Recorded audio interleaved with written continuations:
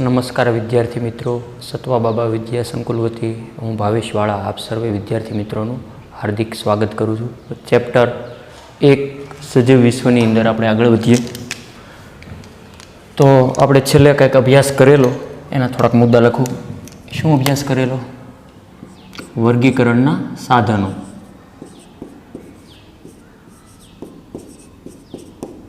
વર્ગીકરણના સાધનો જેનું અંગ્રેજી નામ હતું ટેક્ઝોનોમિકલ એડ. બરાબર? જેમાં મેં તમને 5 મુદ્દા યાદ રાખવાના કીધા હતા, જે તમે યાદ રાખ્યા છે. અહીં હું લખું છું. નંબર 1, વનસ્પતિ સંગ્રહાલય. વનસ્પતિ સંગ્રહાલય. નંબર 2 માં લખ્યું હતું વનસ્પતિ ઉદ્યાન.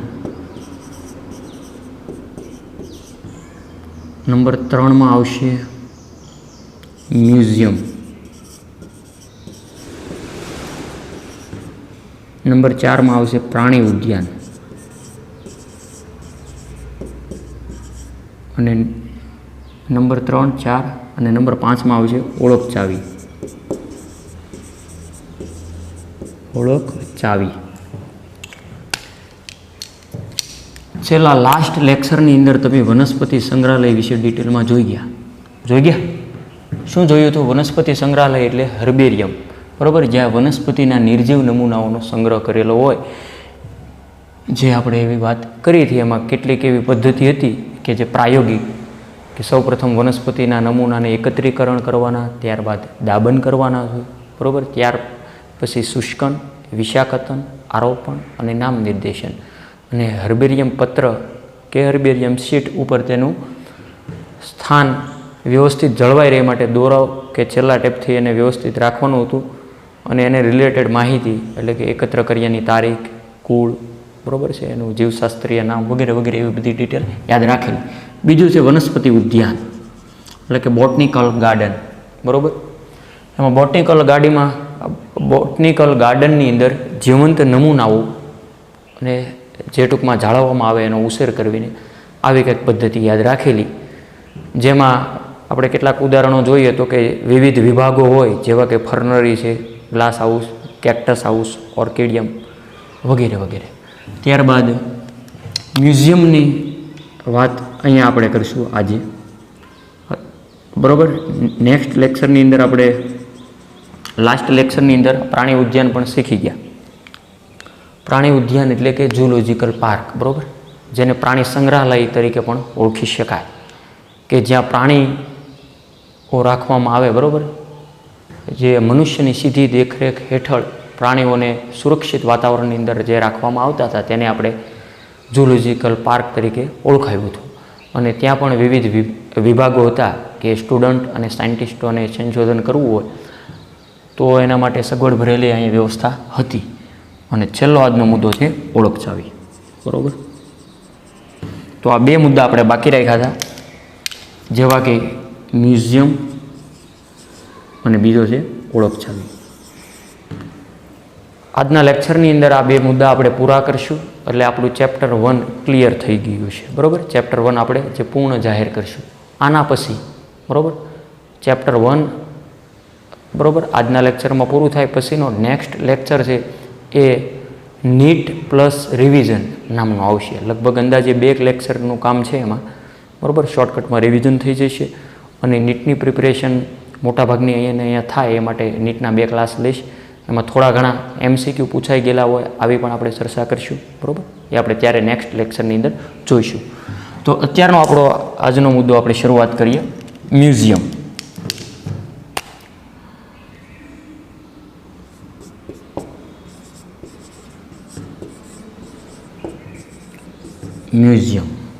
મ્યુઝિયમને ઇંગ્લિશમાં શું કહેવાય? મ્યુઝિયમ જ તે.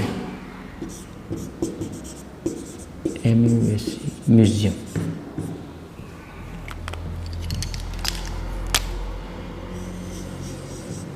ઓકે. તો કે મ્યુઝિયમમાં શેનો સંગ્રહ કરેલો હોય, કે મ્યુઝિયમ શું છે, તો એની થોડીક ડેફિનેશન આપવી હોય તો આ રીતના આપી શકાય કે વનસ્પતિઓ વનસ્પતિઓ, પ્રાણીઓ અને અશ્મિઓના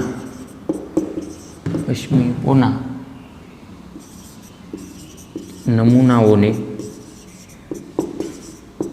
એકત્રિત કરી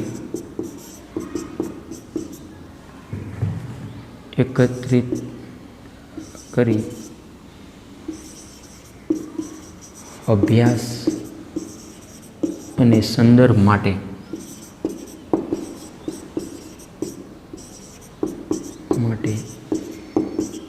સંગ્રહ કરવામાં આવે છે. આવું આપણે ટેક્સમાં કંઈક લખ્યું છે. સૌ પ્રથમ મ્યુઝિયમ ક્યાં આવે, બરાબર, એટલે કે જે કઈ જગ્યાએ જોવા મળે. તો એક મુદ્દો આપણે બનાવીએ કે ક્યાં જોવા મળે.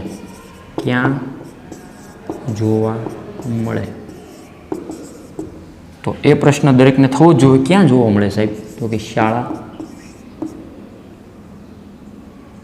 અથવા કોલેજો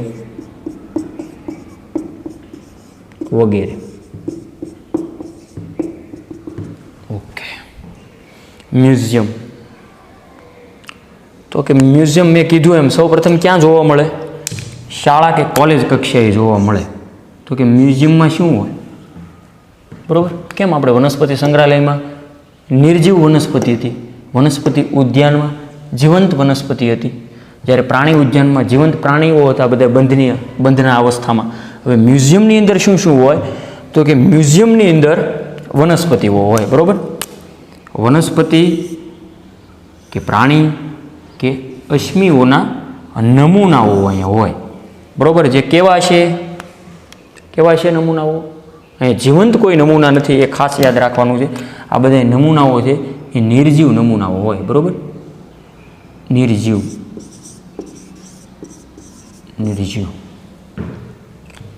વનસ્પતિઓ, બરાબર? વિવિધ જે સ્થાનોએથી એકત્ર કરેલ વનસ્પતિઓ કે પ્રાણીઓ અને અશ્મિઓને નમૂનાઓ મૃત અવસ્થામાં. તો કે સાહેબ આની પદ્ધતિ કેવી હોય? દાખલા તરીકે કોઈ પ્રાણી હોય, સિંહ હોય, તો ત્યાં મૃત અવસ્થામાં કઈ રીતની હશે, કે કઈ રીતના લાંબો સમય ત્યાં રહી શકે, બરાબર? કે એની બાહ્ય કાંઈ વાતાવરણીય ઇફેક્ટ થશે, એમાં સડો લાગી જશે, આવા આપણને પ્રશ્નો થાય. પણ આગળ સ્ટેપ બાય સ્ટેપ બધી પદ્ધતિ આવે અને ડિટેલમાં શીખીએ. તો કે વનસ્પતિઓ, પ્રાણીઓ કે અશ્મિઓ, બરાબર? જે હાડપિંજર છે કે કંકાલ છે કે અશ્મિ રિલેટેડ બધી જે કાંઈ મળી આવ્યું હોય, બરાબર, એવી પણ વસ્તુઓ અહીંયા કલેક્શન કરેલી હોય મ્યુઝિયમની અંદર. એ નમૂનાઓને એકત્રિત કરી અભ્યાસ, બરાબર, અભ્યાસ અને સંદર્ભ માટે સંગ્રહ કરવામાં આવે છે, જેને મ્યુઝિયમ તરીકે લઈ શકાય, બરાબર છે. કઈ કઈ જગ્યાએ જોવા મળે? તો કે શાળા, કોલેજો વગેરે. હવે સ્ટેપ બાય સ્ટેપ મુદ્દા લખીને એટલે થોડુંક તમને સમજાય છે. દાખલા તરીકે મ્યુઝિયમની અંદર કીટ બોક્સ હોય, એટલે કે કીટકોને સાચવેલા હોય. તો કે કેવી રીતે? તો કે કીટકોને, જો અહીંયા લખું છું એના ઉપર ધ્યાન આપું શબ્દો ઉપર. કીટકોને કીટ બોક્સ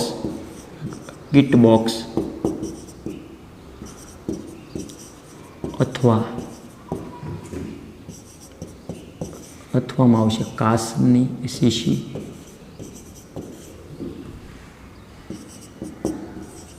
કે બરણીમાં સંગ્રહ કરી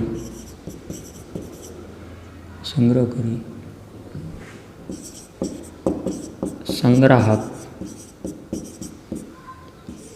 દ્રાવણમાં રાખવામાં આવે છે.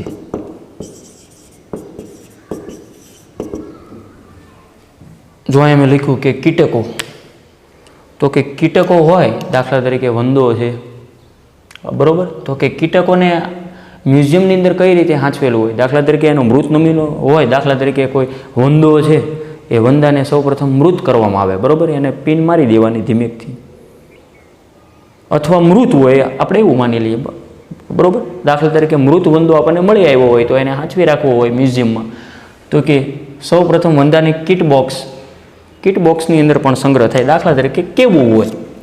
તો કે કીટ બોક્સ આવું કંઈક હોય. આવું કંઈક મતલબ આવું જુઓ અહીંયા, આ દાખલા તરીકે હું અહીંયા કંઈક દોરું છું, એના આધારે આપણે કંઈક જોઈએ. સૌપ્રથમ હું બધું દોરીએ ને તો વધારે યાદ રહેશે.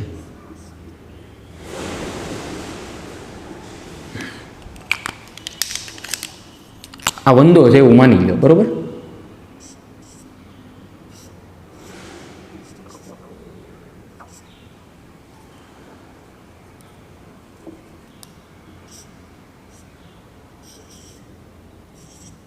ઓકે, આ વંદો છે. સૌ પ્રથમ વંદાને અથવા મૃત વંદો જ મળી આવ્યો, અથવા મૃત ન હોય તો એને પિન મારીને પહેલાં મારી નાખવાનો રહેશે. સૌ પ્રથમ વંદો મૃત છે. હવે એને કીટક શું કીધું? કીટ બોક્સ, કે આવી જે કાચની તકતી પ્લેટ, એ પ્લેટ ઉપર રાખ્યો અને બીજી જે કાચની તકતી આ રીતના લગાવી આપવાનો છે, બરાબર. અહીંયા કોઈ ગમ કે એના મદદથી એને ચોંટાડી દેવાનું છે. અહીંયા દાખલા તરીકે જે કાચની તકતી છે, બરાબર, એને ગમ વ્યવસ્થિત હોય એને ચોંટાડી દીધો, બરાબર. એ રીતના ફ્રેમવાળી હોય એવું માનો કે હાવ દબાઈ ન જાય, બરાબર. હાવ એ રીતના થોડીક ફ્રેમ હશે બોર્ડરવાળી, કે જેથી વંદો એ રીતના એ રીતના બનાવવાની મેન્યુઅલી, જેથી કરીને વંદો હાવ દબાઈ પણ ન જાય, સપાટે ન થઈ જાય હાવ, નહીંતર હાવ કાચને ભીંઈ આપશો તો વંદો લાગશે જ નહીં. એટલે એ રીતના નહીં, બરાબર. આખી પદ્ધતિસર વ્યવસ્થિત આવું જે કાંઈક બોક્સ બને એને કીટ બોક્સ કહેવાય. એટલી વસ્તુ ક્લિયર? તો કે કીટકોને, જોકે આમાં કીટકો ખાલી વંદો લઈ શકાય એવું જરૂર નથી, ઘણા બધા હોય. માખી લઈ શકો તમે, બીજું કે મકોડો લઈ શકો, ઘણા બધા કીટકો હોય, પતંગિયું છે, ઘણા બધા. તો કે કીટકોને કીટ બોક્સ અથવા કાચની શીશી. ભાઈ આ તો બહુ સરળ છે ને ભાઈ, કાચની શીશી તો દરેકે જોઈ જ છે. આ દાખલા તરીકે કાચની શીશી દર્શાવવું, કાચની શીશી.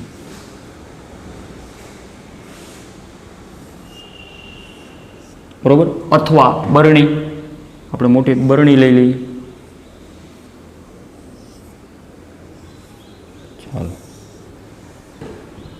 ચાલો રેડી.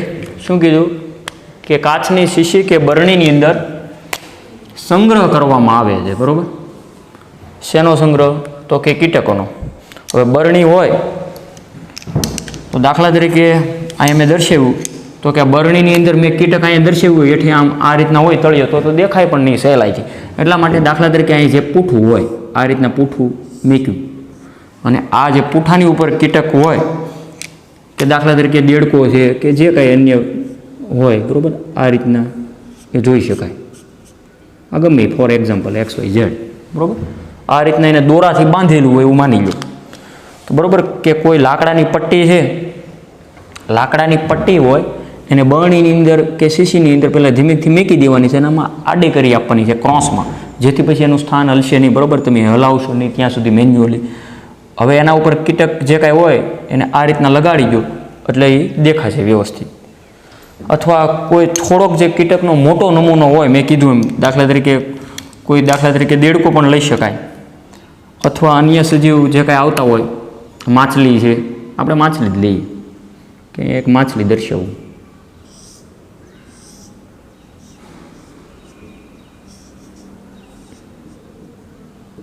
ઓકે, આ માછલીનો નમૂનો.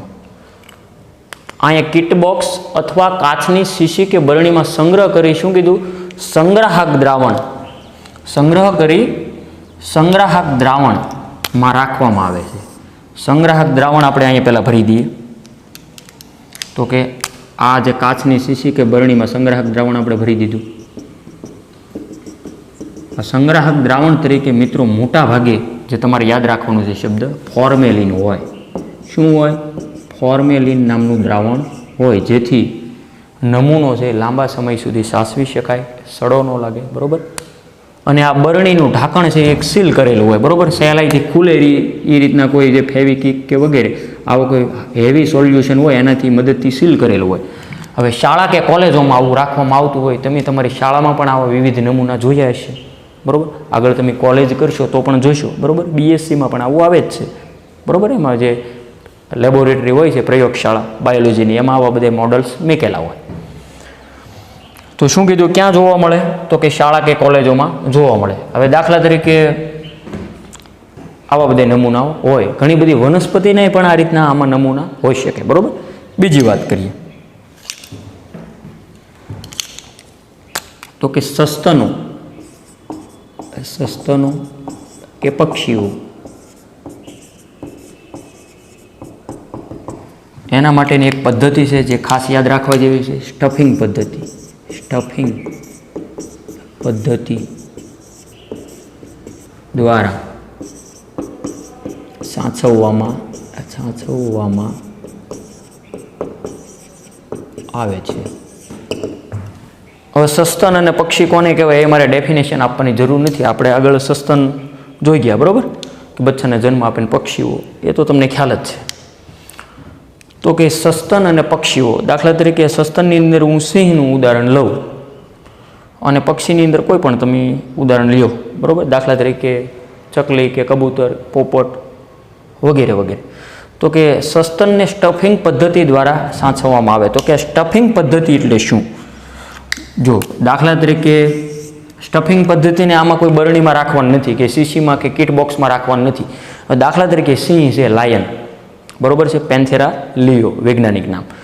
સિંહ છે, કોઈ મૃત સિંહ હોય, જંગલમાંથી મળી આવ્યો હોય, તો એને મ્યુઝિયમની અંદર સાચવી રાખવો હોય લાંબો સમય, તો સૌપ્રથમ એનો શીરો પાડવામાં આવે, એટલે કે એનું PM જે પોસ્ટમોર્ટમ કરવામાં આવે, બરાબર. શીરો પાડી અને એના જે કંઈ દેહ ધાર્મિક અવયવો છે એને દૂર કરવામાં આવે, જે કાંઈ અવયવો હોય, જઠર બઠર જે કાંઈ XYZ, બરાબર. એને દેહ ધાર્મિક અવયવો, અંગો જે કાંઈ આપણે કહેતા હોય, માંસપેશી, એ બધું દૂર કરવામાં આવે, રુધિર બધું A to Z. અંદર ખાલી ખોખું જ રહેવું જોવે, બરાબર. બાહ્ય દેખાવ બધું રહેવો જોઈએ, આંતરિક, બરાબર, બધે ઇન્ટરનલ ઓર્ગન બધે દૂર કરવાના છે. ત્યારબાદ એમાં વનસ્પતિનો ભૂકો, બરાબર, એ જે ખાલી જે પોલો ભાગ હોય એમાં વનસ્પતિનો ભૂકો, રૂ કે વગેરે, કોઈ જે અંદર જે કેમિકલોનો છંટકાવ કરવો વગેરે, આવું બધું ભરી કાઢવી, ઠાંહી અને સીવી લેવાનો છે, બરાબર. જે કાપો પડ્યો હોય એને બહારથી દોરાની મદદથી સીવી લેવાનો છે અને જે તૈયાર થશે જેને સ્ટફિંગ પદ્ધતિ કહેવાય. આ મૌખિકમાં મેં સમજાવ્યું, ટેક્સ્ટમાં વ્યવસ્થિત લખેલું જ છે, બરાબર, પણ બહુ સરળ છે.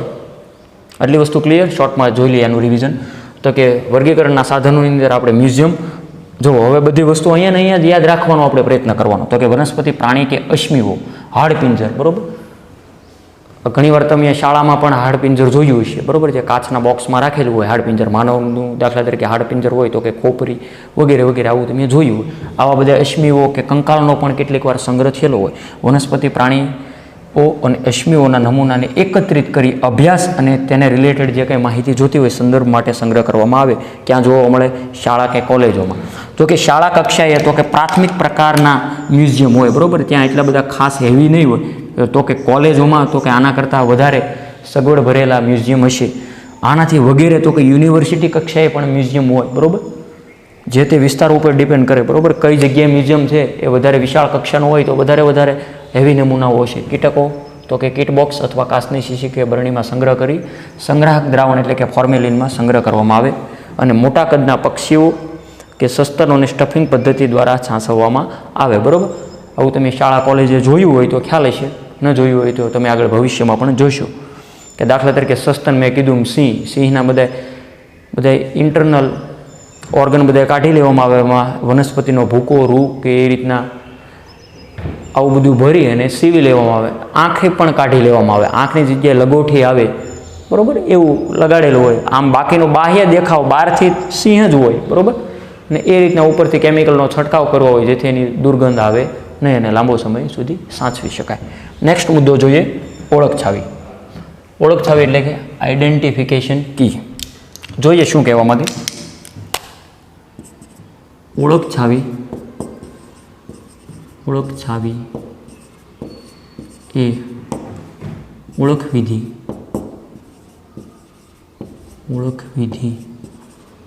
માટે વપરાતું બીજો વર્ગીકરણીય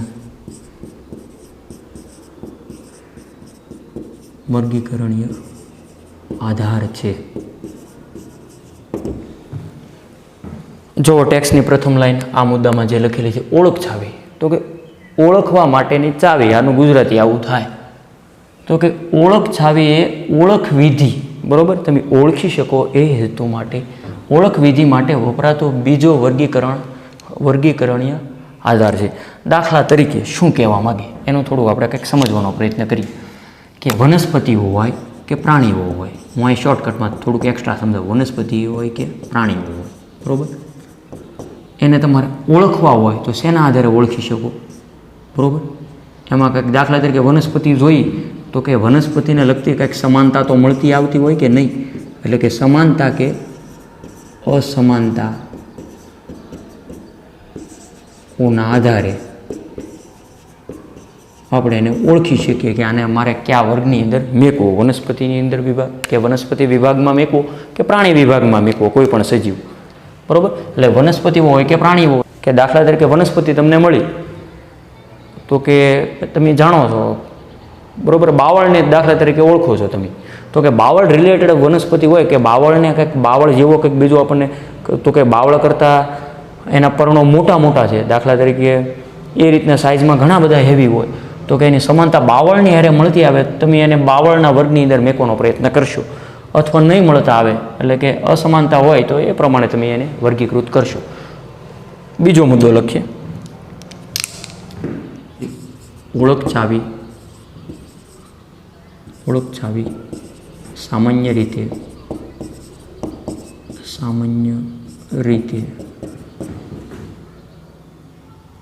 જોડમાં રહેલા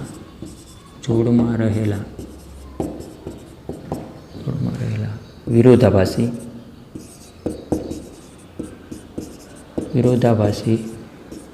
લક્ષણોના આધારે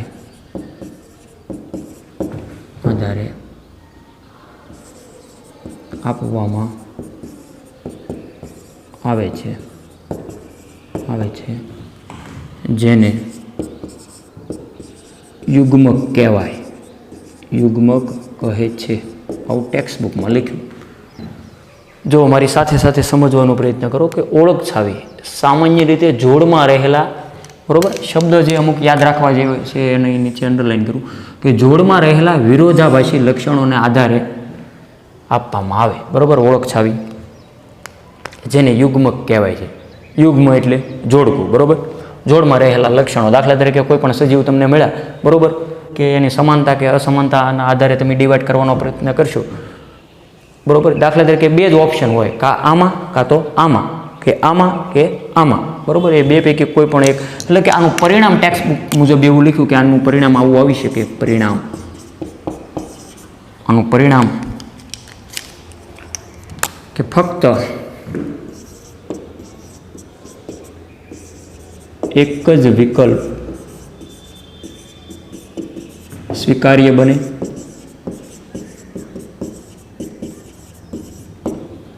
અને બીજો વિકલ્પ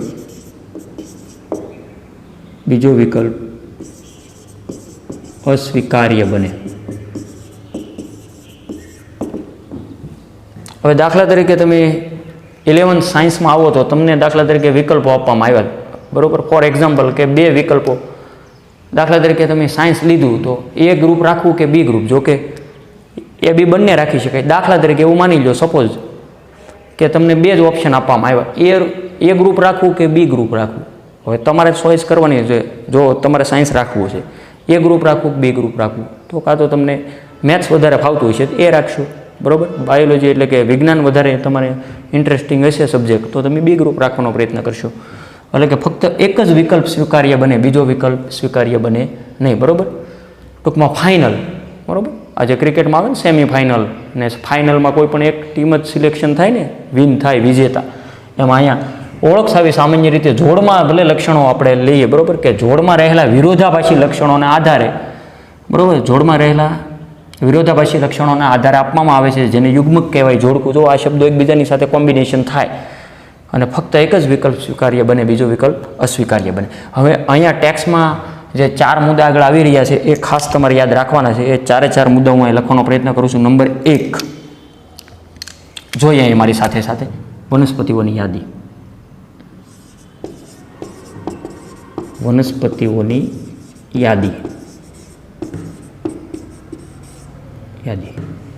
બીજું આવશે ટેક્સ્ટ બુક મુજબ આવશે પરિચય પુસ્તિકાઓ. નંબર 3માં લઘુ પુસ્તિકાઓ.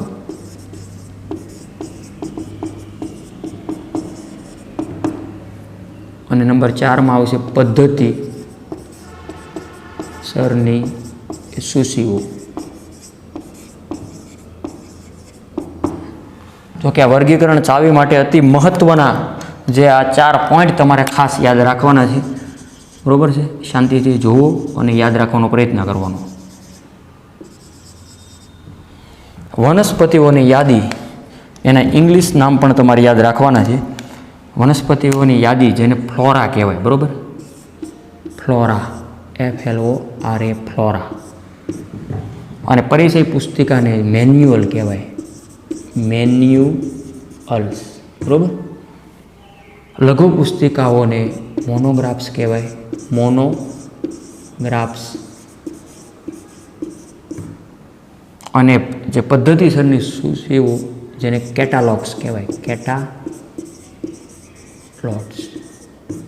આટલી વસ્તુ ક્લિયર. આ ઇંગ્લિશ નામ પણ યાદ રાખવાનો પ્રયત્ન કરવાનો છે, નીટ માટે મહત્ત્વનું છે એટલા માટે ભારણ આપું. વનસ્પતિઓની યાદી, તો કે આમાં શેની માહિતી છે? તો કે વનસ્પતિનું કુદરતી નિવાસસ્થાન,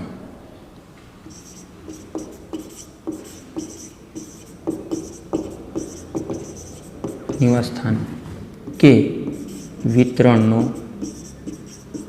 વિતરણનો અહેવાલ. બીજું જોઈએ તો કે પરિચય પુસ્તિકાની અંદર તો કે જે તે વિસ્તારમાં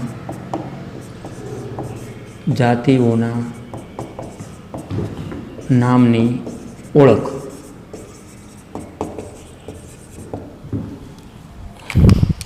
નેક્સ્ટ મુદ્દો આવશે લઘુ પુસ્તિકા. લઘુ પુસ્તિકામાં કોઈ પણ એક વર્ગીકીની માહિતી. અને લાસ્ટ મુદ્દો આવશે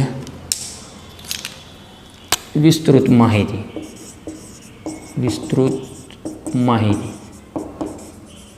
હવે આપણે વિસ્તારથી જોવાનો પ્રયત્ન કરીએ. આ 4 મુદ્દા મેં તમને યાદ રાખવાનો. બરાબર, જે ટેકનિક આપણે જોઈએ તો કે વનસ્પતિઓની યાદી એટલે કે ફ્લોરા. બીજો મુદ્દો આવશે પરિચય પુસ્તિકાઓ એટલે કે મેન્યુઅલ્સ.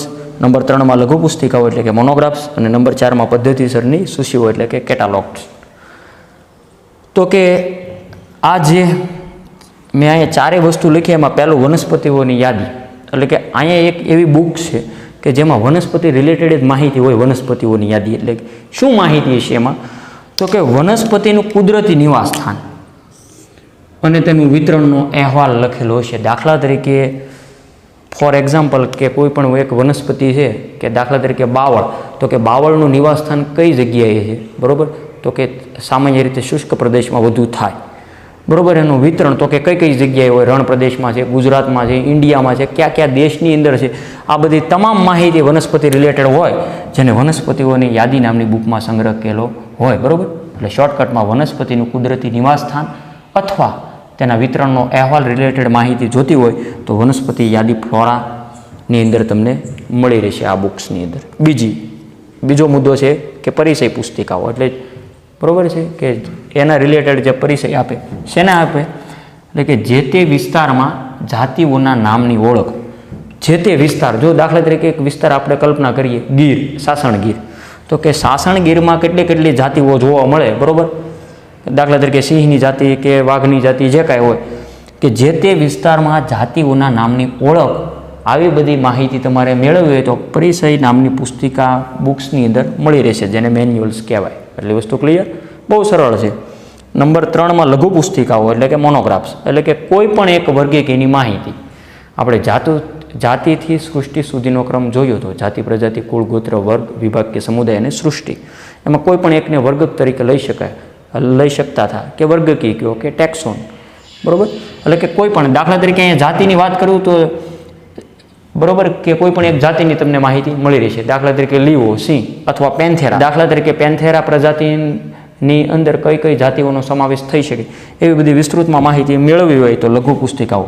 જો મોનોનો મતલબ શું થાય? મોનો એટલે એક, કે કોઈ પણ એક વર્ગીકીની માહિતી વિસ્તૃતમાં જોવી હોય તો લઘુ પુસ્તિકા ની અંદર એનો સમાવેશ છેલ્લો હોય. અને છેલ્લું છે પદ્ધતિસરની સૂચિઓ, એટલે કે વિસ્તૃત માહિતી. ડિટેલમાં બધું વર્ણન તમારે જોતું હોય A to Z એ બધું તમારા પદ્ધતિસરની સૂચિની અંદર તમને મળી રહેશે. બરાબર, એટલે આ બધી સરળતા ખાતર આવા તબક્કા છે.